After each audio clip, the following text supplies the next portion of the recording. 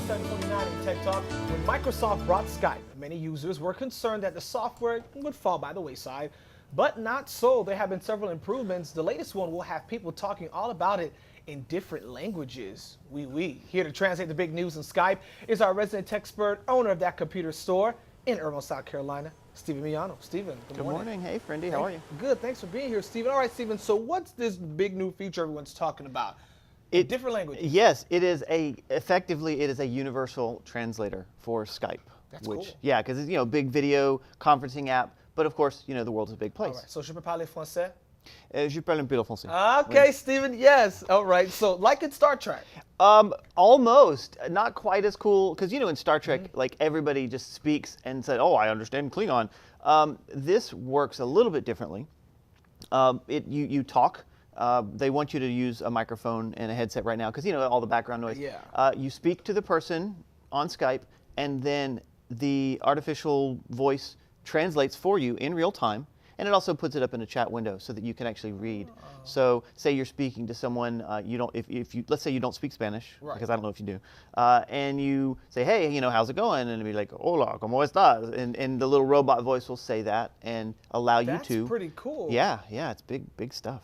Seriously, so you describe how does that work now? Is this app available to the public yet?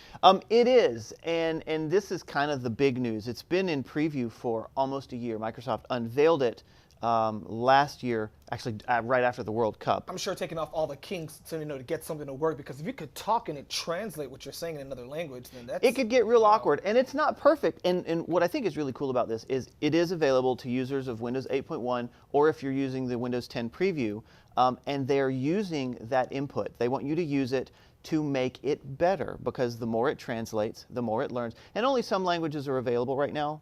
Like Mandarin, French, Spanish, and a handful of others.